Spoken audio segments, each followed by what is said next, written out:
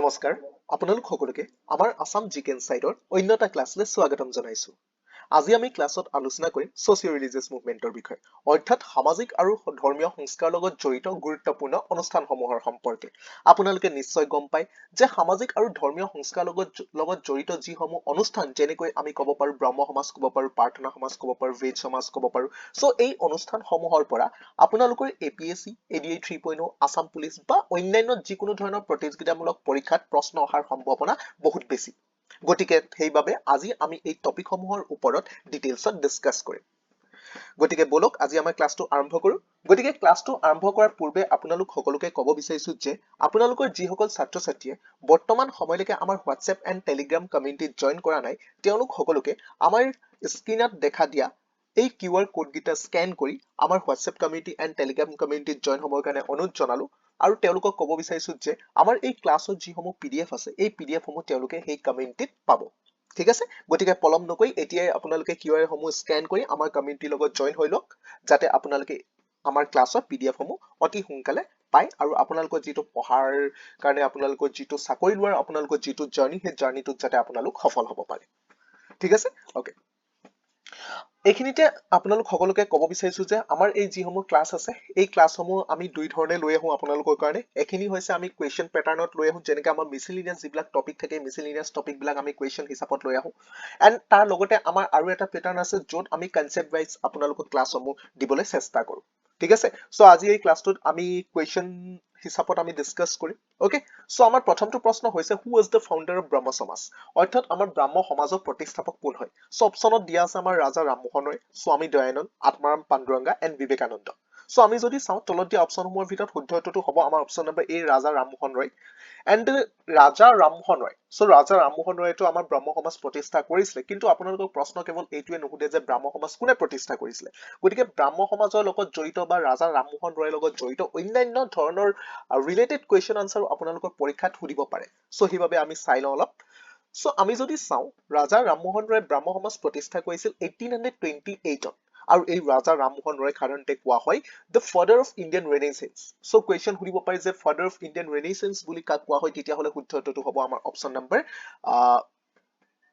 এ, ৰাজা ৰামমোহন ৰয় আমাৰ the father of the Indian renaissance বুলি কোৱা হয়। আৰু এই ৰাজা ৰামমোহন ৰয় তেখেতৰ প্ৰকৃত নামটো হৈছে আমাৰ ৰামমোহন ৰয়, কিন্তু তাৰ আগত তেখেতক যিটো ৰাজা যিটো উপাধি, এই ৰাজা উপাধিটো তেখেতক ৰামমোহন ৰয় কোনে প্ৰদান কৰিলে বুলি কেতিয়াবা প্ৰশ্ন সুধিব পাৰে। তেতিয়াহ'লে আমি যদি চাওঁ আমাৰ মোগল সম্ৰাট, সো মোগল সম্ৰাট আকবৰ দ্বিতীয়, সো আকবৰ দ্বিতীয়ই কি কৰিছিলে, ৰামমোহন ৰয়ক এটা উপাধি প্ৰদান কৰিছিলে আৰু সেই উপাধিটোৱে হৈছে ৰাজা।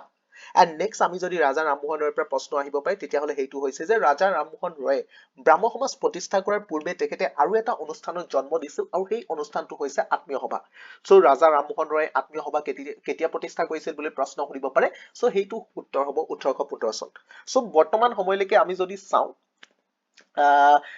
ৰাজা ৰামমোহন ৰয় বা ব্ৰহ্ম সমাজৰ ওপৰত ইয়াৰ ভিতৰতে প্ৰশ্ন আহি থাকে, গতিকে এইখিনিৰ ভিতৰতে আপোনালোকে প্ৰশ্ন পাব। গতিকে আপোনালোকে মই গোটেইখিনি আপোনালোকৰ কাৰণে আগবঢ়াই দিলো যে প্ৰথমতে কি চাব যে ৰাজা ৰামমোহন ৰয় দুটা অনুষ্ঠান গঠন কৰিছিলে। প্ৰথমটো হৈছে আত্মীয় সভা 1815 চনত, নেক্সটটো হৈছে আপোনালোকৰ ব্ৰহ্ম সমাজ 1828 চনত। আৰু এই ৰাজা ৰামমোহন ৰয়ক যিটো ৰাজা উপাধি আছে, এই ৰাজা উপাধিটো মোগল সম্ৰাট আকবৰ দ্বিতীয়ই প্ৰদান কৰিছিল। ঠিক আছে, okay. Next question number 2, who was the founder of প্ৰাৰ্থনা সমাজ। সো আমাৰ যিটো প্ৰাৰ্থনা সমাজ আছে, এই প্ৰাৰ্থনা সমাজৰো প্ৰতিষ্ঠাপক কোন হয়। আমি ব্ৰহ্ম সমাজৰ প্ৰতিষ্ঠাপক পালো ৰাজা ৰামমোহন ৰয়, এতিয়া আমি কি চাব লাগিব, প্ৰাৰ্থনা সমাজ। সো প্ৰাৰ্থনা সমাজৰ অপশ্যনত দিয়া আছে ৰাজা ৰামমোহন ৰয়, স্বামী দয়ানন্দ, আত্মাৰাম পাণ্ডুৰঙ্গা এণ্ড বিবেকানন্দ। সো আমাৰ যদি তলত দিয়া অপশ্যনসমূহৰ ভিতৰত শুদ্ধ উত্তৰটো হ'ব option number C, Atmaram Pandurang. So Atmaram পাণ্ডুৰঙ্গাই আমাৰ প্ৰাৰ্থনা সমাজখন প্ৰতিষ্ঠা কৰিছিলে। এণ্ড আমি যদি চাওঁ যে প্ৰাৰ্থনা সমাজখন আত্মাৰাম পাণ্ডুৰঙ্গাই কেতিয়া প্ৰতিষ্ঠা কৰিছিলে, 1867ত প্ৰতিষ্ঠা কৰিছিলে। কিয় প্ৰতিষ্ঠা কৰিছিলে, কাৰণ আমাৰ আত্মাৰাম পাণ্ডুৰঙ্গাৰ মূল লক্ষ্য কি আছিলে, তেখেতৰ উদ্দেশ্য কি আছিলে, তেখেতৰ উদ্দেশ্য এইটোৱে আছিলে যে আমাৰ এজনেই ভগৱান আছে, আমি সেই ভগৱানকে পূজা কৰিব লাগে। গতিকে এই যিটো লক্ষ্য বা উদ্দেশ্য আছে, এই উদ্দেশ্যটোক লৈ তেখেতে 1867ত প্ৰাৰ্থনা সমাজত জন্ম দিছিলে। নেক্সট কুৱেশ্যনটো হৈছে who was the founder of Arya Samaj. So আমাৰ আৰ্য সমাজৰ প্ৰতিষ্ঠাপক কোন হয়, অপশ্যনত দিয়া আছে আমাৰ ৰাজা ৰামমোহন ৰয়, স্বামী দয়ানন্দ, আত্মাৰাম পাণ্ডুৰঙ্গা এণ্ড বিবেকানন্দ। সো আমি যদি চাওঁ ইয়াৰ শুদ্ধটোতো হ'ব আমাৰ স্বামী দয়ানন্দ সো স্বামী দয়ানন্দে আৰ্য সমাজৰ প্ৰতিষ্ঠা কৰিছিলে এণ্ড আমি যদি চাওঁ স্বামী দয়ানন্দে আৰ্য সমাজৰ প্ৰতিষ্ঠা কেতিয়া কৰিছিলে সো ইয়াৰ শুদ্ধটোতো হ'ব 1875 সো 1875ত স্বামী দয়ানন্দে আৰ্য সমাজৰ প্ৰতিষ্ঠা কৰিছিলে এণ্ড এই যিটো আমাৰ আৰ্য সমাজৰ প্ৰতিষ্ঠা কৰাৰ আঁৰত স্বামী দয়ানন্দৰ মূল লক্ষ্য বা উদ্দেশ্য কি আছিলে সো আমি যদি চাওঁ go back to the Vedas and India for the Indians so আমি সকলোৱে জানো আমি বেদৰ সময় যিটো আমাৰ ভেদিক পিৰিয়ড আছিলে সো আমাৰ হিষ্ট্ৰী ক্লাছ যিসকলে ছাত্ৰ ছাত্ৰীয়ে কৰিছে তেওঁলোকে নিশ্চয় গম পায় আমাৰ ভেদিক পিৰিয়ডৰ কথা early Vedic and letter Vedic so সেই যিটো বেদৰ সময় আছিলে সেই বেদৰ সময়লৈ সকলোকে ঘূৰি যাবৰ কাৰণে কৈছে স্বামী দয়ানন্দে আৰু কৈছে আমাৰ যিখন ভাৰতবৰ্ষ আছে এই ভাৰতবৰ্ষখন কেৱল ভাৰতীয় লোকৰ কাৰণেহে হয় ঠিক আছে গতিকে এই দুটা লক্ষ্য বা উদ্দেশ্য লৈ স্বামী দয়ানন্দে আৰ্য সমাজ প্ৰতিষ্ঠা কৰিছিলে এণ্ড তেখেতে দুখন গ্ৰন্থ লিখিছিলে এখন হৈছে আমাৰ বেদ ভাষ্য আৰু এখন হৈছে বেদ ভাষ্য ভূমিকা প্ৰশ্ন সুধিব পাৰে বেদ ভাষ্য কোনে লিখিছিলে স্বামী দয়ানন্দে লিখিছিলে আৰু কেতিয়াবা এইটো সুধিব পাৰে যে বেদ ভাষ্য ভূমিকা কোনে লিখিছিলে স্বামী দয়ানন্দ এণ্ড এই স্বামী দয়ানন্দে এটা আচলতে মুভমেণ্ট ষ্টাৰ্ট কৰিছিলে তেখেতৰ মুভমেণ্টটো হৈছে আমাৰ শুদ্ধি মুভমেণ্টৰ লক্ষ্য বা উদ্দেশ্য কি শুদ্ধি মুভমেণ্টৰ লক্ষ্য বা উদ্দেশ্য হৈছিলে আমাৰ যিসকল নন হিন্দুছ আছে এই নন হিন্দুছ বা যিসকল হিন্দু লোক নাছিলে এই বেলেগ ধৰ্মৰ লোকসকলক আচলতে হিন্দু ধৰ্মলৈ কনভাৰ্ট কৰিবৰ কাৰণে ৰূপান্তৰ কৰিবৰ কাৰণে তেওঁলোকক হিন্দু ধৰ্ম গ্ৰহণ কৰিবৰ কাৰণে তেখেতৰ যিটো এটা আন্দোলন সূচনা কৰিছিলে সেই আন্দোলনটোকে আমি শুদ্ধি মুভমেণ্ট বুলি ক'ব পাৰো আৰু এই শুদ্ধি মুভমেণ্টৰ আৰম্ভণি কোনে কৰিছিলে স্বামী Dayanand Next question number 4 who was the founder of Ramakrishna Mission so আমাৰ ৰামকৃষ্ণ মিছনৰ প্ৰতিষ্ঠা কোনে কৰিছিলে so আমি যদি চাওঁ অপচনত দিয়া আছে ৰাজা ৰামমোহন ৰয় স্বামী দয়ানন্দ আত্মাৰাম পাণ্ডুৰঙ্গা এণ্ড বিবেকানন্দ so ইয়াত তলতীয়া অপচনসমূহৰ ভিতৰত শুদ্ধটোতো হ'ব আমাৰ option number D Vivekananda so বিবেকানন্দই ৰামকৃষ্ণ মিছন জন্ম দিছিলে সো আমি যদি চাওঁ তেখেতে 1897ত বিবেকানন্দই ৰামকৃষ্ণ মিছনৰ জন্ম দিছিলে কিয় জন্ম দিছিলে কাৰণ তেখেতৰ এগৰাকী গুৰু আছিলে সো বিবেকানন্দৰ যিগৰাকী গুৰু সেই গুৰুগৰাকীৰ নাম হৈছে ৰামকৃষ্ণ পৰমহংস সো এই যিগৰাকী গুৰু হয় ৰামকৃষ্ণ পৰমহংস এই ৰামকৃষ্ণ পৰমহংসৰ নামেৰে বিবেকানন্দই এটা অনুষ্ঠানৰ সৃষ্টি কৰিছিলে আৰু সেই অনুষ্ঠানটোৱে ৰামকৃষ্ণ মিছন বুলি কোৱা হয় আৰু এই বিবেকানন্দই এখন কিতাপ লিখিছিলে কিতাপখনৰ নাম হৈছে ৰাজয়োগাখন তেখেতে লিখিছিলে 1896ত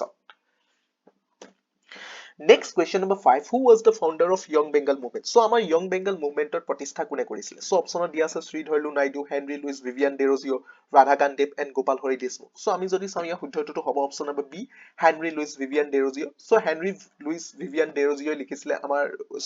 জন্ম দিছিলে Young Bengal movement সো এইটো বহুত বেছি ইম্পৰ্টেন্ট কুৱেশ্যন যেনেকৈ আপোনালোকৰ ব্ৰহ্ম সমাজ প্ৰাৰ্থনা সমাজ আৰ্য সমাজৰ পৰা প্ৰশ্ন আহি থাকে ঠিক তেনেদৰে Young Bengal মুভমেণ্টৰ পৰা আমি প্ৰশ্ন অহা দেখিবলৈ পাওঁ সো কোনে প্ৰতিষ্ঠা কৰিছিলে বুলি সুধে Henry Louis Vivian Derozio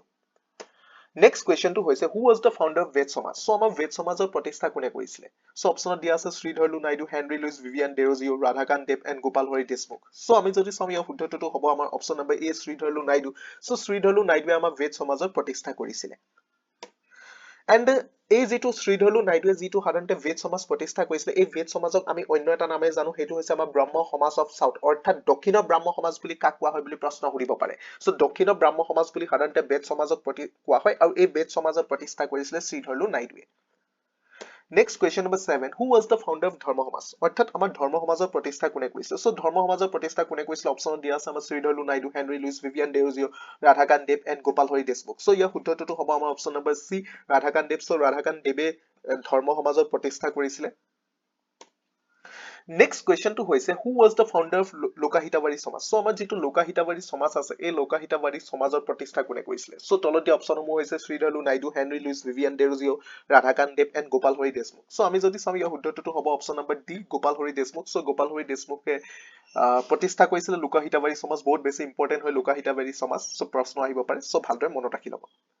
Next question to হৈছে who was the founder of Indian Social Conference বা National Social Conference so অপচনত দিয়া আছে option number A M G Ranade and Raghunath Rao option number B Gopal Krishna Gokhale Tulsiram and Hridaynath Kunzru so আমি যদি চাওঁ ইয়াৰ শুদ্ধটো হ'ব option number A M G Ranade and Raghunath Rao so M G Ranade and Raghunath Rao দুইগৰাকী একেলগে আমাৰ ইণ্ডিয়ান ছ'চিয়েল কনফাৰেন্সত জন্ম দিছিল ঠিক আছে okay Next question number 10 who was the founder of Servants of Indian Society so আমাৰ Servant of Indian Society নামৰ যিটো অনুষ্ঠান এই অনুষ্ঠানটো জন্ম কোনে দিছিলে option number A M G Ranade and Raghunath Rao Gopal Krishna Gokhale Tulsiram and Hridaynath Kunzru so আমি যদি চাওঁ ইয়াৰ শুদ্ধটোতো হ'ব আমাৰ option number B Gopal Krishna Gokhale so Gopal Krishna Gokhale Servants of Indian Society নামৰ যিটো অনুষ্ঠান এই অনুষ্ঠানটো জন্ম দিছিলে Next question number 11. Who was the founder of Seva Samiti? So আমাৰ যিটো সেৱা সমিতি আছে এই সেৱা সমিতিও বহুত বেছি ইম্পৰ্টেন্ট হয় ইয়াৰ পৰা আমি প্ৰশ্ন অহা দেখিবলৈ পাওঁ সো এই সেৱা সমিতিৰ জন্ম কোনে দিছিলে অপচনত দিয়া আছে আপোনালোকৰ M G Ranade Raghunath Rao Gopal Krishna Gokhale Tulsiram Hridaynath Kunzru so আমাৰ শুদ্ধটোটো হ'ব option number D Hridaynath Kunzru so মনত ৰাখি ল'ব সকলোৱে আমাৰ যিটো সেৱা সমিতি আছে এই সেৱা সমিতিৰ জন্ম দিছিলে আমাৰ হৃদয়নাথ কুঞ্জু দেৱে Next question number 12. Who was the founder of Radha Swami movement? So আমাৰ যিটো Radha Swami movement আছিলে এই Radha Swami movement ৰ প্ৰতিষ্ঠা কোনে কৰিছিলে so আমি যদি চাওঁ অপচন নম্বৰ 8 আছে M G Ranade Raghunath Rao option number B Gopal Krishna Gokhale option number C Tulsiram and option number D Hridaynath Kunzru so আমি যদি চাওঁ ইয়াৰ শুদ্ধটোটো হ'ব আমাৰ option number C Tulsiram so তুলসীৰামে আমাৰ Radha Swami movement ৰ আৰম্ভণি কৰিছিলে ঠিক আছে okay Next question number 13. Who was the founder of Dev Samaj? So আমাৰ যিটো দেৱ সমাজ আছিলে এই দেৱ সমাজৰ প্ৰতিষ্ঠা কোনে কৰিছিলে so আমি যদি চাওঁ ইয়াৰ শুদ্ধ অপচনত দিয়া আছে আমাৰ Shivnarayan Agnihotri madam S P Blavatsky Annie Besant and Shri sir Syed Ahmed Khan so আমি যদি চাওঁ ইয়াৰ শুদ্ধটোটো হ'ব option number A Shivnarayan Agnihotri বহুত বেছি ইম্পৰ্টেন্ট হয় এইটো কুৱেশ্যন আহি থাকে আমাৰ দেৱ সমাজ কোনে প্ৰতিষ্ঠা কৰিছিলে so দেৱ সমাজ প্ৰতিষ্ঠা কৰিছিলে আমাৰ শিৱনাৰায়ণ অগ্নিহোত্ৰী okay ঠিক আছে Next question number 14. Who was the founder of Theosophical Society? So আমাৰ যিখন Theosophical Society আছে এই Theosophical Society খনো বহুত বেছি ইম্পৰ্টেন্ট হয় ইয়াৰ পৰা আমি প্ৰশ্ন অহা দেখিবলৈ পাওঁ অপচনত দিয়া আছে আমাৰ Shivnarayan Agnihotri madam S P Blavatsky Annie Besant and sir Syed Ahmed Khan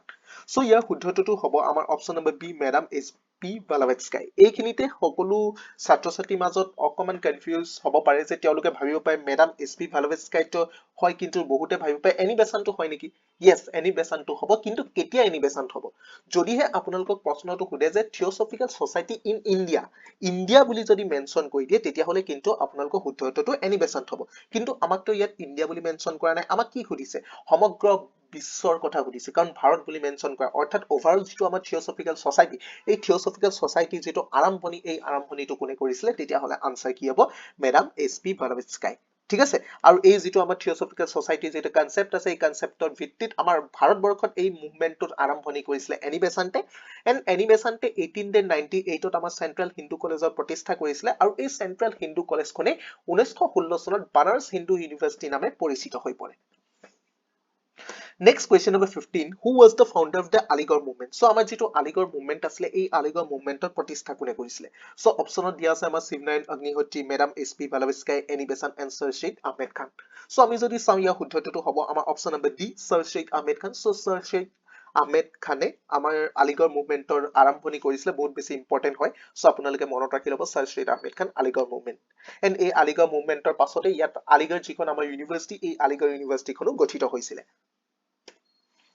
Next question to হৈছে who was the founder of Ahmadiyya movement so আমাৰ যেটো Ahmadiyya movement আছিলে এই Ahmadiyya movementৰ আৰম্ভণি কৰিছিলে অপচনত দিয়া আছে আমাৰ মিৰ্জা গোলাম আহমেদ জুটিয়া Phule Rashid Ahmed Gangohi and Mohammad Qasim Nanautavi and next option number D হৈছে doctor T M Nair and Sir Pitti থ্যাগাৰাজা Chettiar so আমি যদি চাওঁ ইয়াৰ শুদ্ধটোটো হ'ব আমাৰ option number A Mirza Ghulam Ahmed so Mirza Ghulam আহমেদে আমাৰ Ahmadiyya movementৰ আৰম্ভণি কৰিছিলে Next question to হৈছে আমাৰ who was the founder of Deoband movement so আমাৰ যেটো Deoband movement আছিলে এই Deoband movementৰ আৰম্ভণি কোনে কৰিছিলে অপচন হৈছে আমাৰ মিৰ্জা গোলাম আহমেদ জুটিয়া ফুলে ৰাশিদ আহমেদ গংগোহী মোহাম্মদ কাজিম নানাটোভি and next হৈছে আমাৰ doctor T M Nair and Sir Pitti থ্যাগাৰাজা Chettiar ঠিক আছে so ইয়াৰ শুদ্ধটোটো হ'ব আমাৰ option number C Rashid Ahmed Gangohi and Mohammad Qasim Nanautvi ঠিক আছে so মনত ৰাখি ল'ব আমাৰ যেটো Deoband movement আছিলে এই Deoband movementৰ প্ৰতিষ্ঠাৰ আঁৰত থকা দুজন ব্যক্তি হৈছে ৰাশিদ আহমেদ গংগোহী and মোহাম্মদ কাজিম নানাটোভি Next হৈছে who was the founder of সত্য সাধক সমাজ আমাৰ যেটো সত্য সাধক সমাজ আছিলে এই সত্য সাধক সমাজৰ প্ৰতিষ্ঠা কোনে কৰিছিলে so আমাৰ অপচন দিয়া আছে মিৰ্জা গোলাম আহমেদ জুটিয়া ফুলে ৰাশিদ আহমেদ গংগোহী and মোহাম্মদ কাজিম নানাটোভি next হৈছে আমাৰ doctor T M Nair and Sir Pitti থ্যাগাৰাজা Chettiar so আমি যদি চাওঁ ইয়াৰ শুদ্ধটোটো হ'ব আমাৰ অপচন নম্বৰ বি জুটিয়া ফুলে so জুটিয়া ফুলে সত্য সাধক সমাজৰ প্ৰতিষ্ঠা কৰিছিলে And আমি যদি চাওঁ জুটিয়া ফুলে so জুটিয়া ফুলে 1873 সত্য সাধক সমাজৰ প্ৰতিষ্ঠা কৰিছিলে and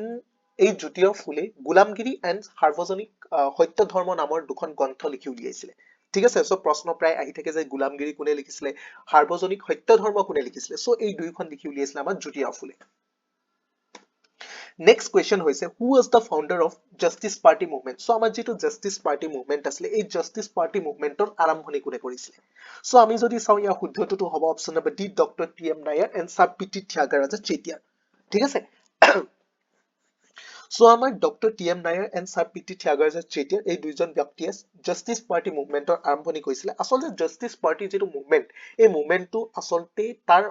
নামটো বেলেগ আছিলে তাৰ প্ৰকৃত নামটো হৈছে আমাৰ সাউথ ইণ্ডিয়ান লিবাৰেল ফেডাৰেশ্যন ঠিক আছে সাউথ ইণ্ডিয়ান লিবাৰেল ফেডাৰেশ্যন হৈছে আমাৰ জাষ্টিছ পাৰ্টি মুভমেণ্টৰ প্ৰকৃত নাম যিটো আমাৰ 1916 চনত T M Nair and sir P T Thyagaraja চেতিয়াই আৰম্ভণি কৰিছিলে কিন্তু এই যিটো আমাৰ সাউথ ইণ্ডিয়ান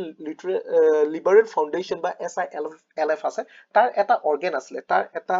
প্ৰডাক্ট আছিলে সেই প্ৰডাক্টটোৰ নাম হৈছে আমাৰ নিউজ পেপাৰ এখন আছিলে আৰু সেই নিউজ পেপাৰখনৰ নাম হৈছে জাষ্টিছ যিহেতু সাউথ ইণ্ডিয়ান লিবাৰেল ফেডাৰেশ্যনৰ এটা অৰ্গেন আছিলে জাষ্টিছ নিউজ পেপাৰখন গতিকে পাছৰ পৰ্যায়ত এই যিটো মুভমেণ্ট বা এই যিটো অৰ্গেনাইজেশ্যন এই অৰ্গেনাইজেশ্যনটো জাষ্টিছ পাৰ্টি নামেৰে পপুলাৰ হৈ পৰে নেক্সট হৈছে who was the founder of self respect movement so আমাৰ যিটো সেল্ফ ৰেসপেক্ট মুভমেণ্ট আছিলে এই সেল্ফ ৰেসপেক্ট মুভমেণ্টৰ আৰম্ভণি কোনে কৰিছিলে অপচনত দিয়া আছে আমাৰ doctor B R Ambedkar Jyotirao Phule justice M G Ranade and E V Ramaswamy Naicker so আমি যদি চাওঁ ইয়াৰ শুদ্ধটো হ'ব আমাৰ option number D E V Ramaswamy Naicker so আমাৰ ই ভি ৰামাস্বামী নেইকাৰ তেখেতে আৰম্ভণি কৰিছিলে আমাৰ সেল্ফ ৰেসপেক্ট মুভমেণ্ট ঠিক আছে আত্ম সন্মানৰ যিটো আন্দোলন এই আন্দোলনৰ আৰম্ভণি কৰিছিলে E V Ramaswamy Naicker Okay, next question হৈছে who was the founder of widow remarriage association so আমাৰ বিধৱা পুনৰ বিবাহ যিটো অনুষ্ঠান আছিলে এই অনুষ্ঠানটো জন্ম কোনে দিছিলে অপচনত দিয়া আছে আমাৰ doctor B R Ambedkar Jyotirao Phule justice Mahadev Govind Ranade and E V Ramaswamy নেইকাৰ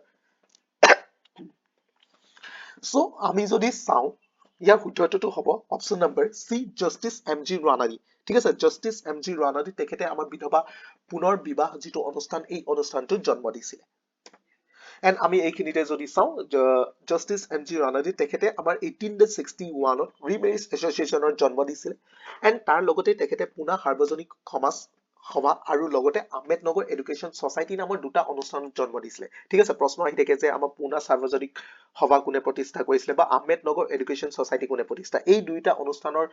গঠনৰ আৰতো জাষ্টিছ এম জি ৰানাডে আছিলে এণ্ড পাছৰ পৰ্যায়ত তেখেতে ইণ্ডিয়ান নেশ্যনেল কংগ্ৰেছৰ এজন প্ৰতিষ্ঠাপক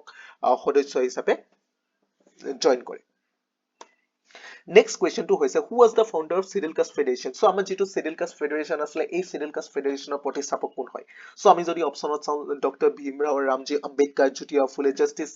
M G Ranade and E V Ramaswamy Naicker so আমাৰ তলতীয়া অপচনৰ ভিতৰত শুদ্ধটো হ'ব আমাৰ option number A doctor B R Ambedkar and আমি যদি চাওঁ ডক্টৰ বি আৰ আম্বেদকাৰে 1942ত Scheduled Caste Federationত জন্ম দিছিলে এণ্ড তাৰ লগতে তেখেতে আৰু দুটা অনুষ্ঠানত জন্ম দিছিলে এটা হৈছে আমাৰ ইণ্ডিপেণ্ডেণ্ট লেবাৰ পাৰ্টি আৰু এটা হৈছে আমাৰ বহিষ্কৃত হিতকাৰণী সভা ঠিক আছে ওকে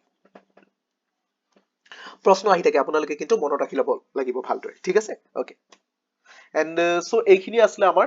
কেইটামান ইম্পৰ্টেণ্ট অৰ্গেনাইজেশ্যন যিবিলাক অৰ্গেনাইজেশ্যন বা যিবিলাক অনুষ্ঠান বা আন্দোলন আমাৰ ছ'চিয়েল ৰিলিজিয়াছ অৰ্থাৎ আমাৰ ধৰ্মীয় বা সামাজিক ক্ষেত্ৰৰ লগত জড়িত আছিলে চ' য'ৰ পৰা প্ৰশ্ন অহাৰ সম্ভাৱনা বহুত বেছি এনেকুৱাতো ইয়াতকে বেছি ছ'চিয়েল ৰিলিজিয়াছ মুভমেণ্টৰ লগত জড়িত অনুষ্ঠান আছে কিন্তু সকলোবোৰ যিহেতু গুৰুত্বপূৰ্ণ নহয় সকলোবোৰৰ পৰা যিহেতু প্ৰশ্ন নাহে গতিকে সেইবাবে আমাৰ য'ৰ পৰা প্ৰশ্ন অহাৰ সম্ভাৱনা বেছি সেই তেনেকুৱা ধৰণৰ বিষয়সমূহক লৈ আপোনালোকৰ কাৰণে ক্লাছটো আগবঢ়াই দিলো আৰু ইয়াতকৈ বেছি ডিটেইলছত আমি নেক্সট ক্লাছসমূহত আমি আলোচনা কৰি গৈ থাকিম আৰু আপোনালোকক ক'ব বিচাৰিছো যে আপোনালোকে যদি ইয়াৰ পিডিএফটো বিচাৰিছে তেতিয়াহ'লে আমাৰ ডেছক্ৰিপশ্যনত আপোনালোকে আমাৰ WhatsApp community and Telegram community link পাই যাব আৰু আমাৰ এই ক্লাছটোৰ প্ৰথমতে আপোনালোকক দুটা QR দিয়া হৈছিলে যি দুটা QR আপোনালোকে স্কেন কৰি আমাৰ কমিউনিটিত জইন হ'ব পাৰিব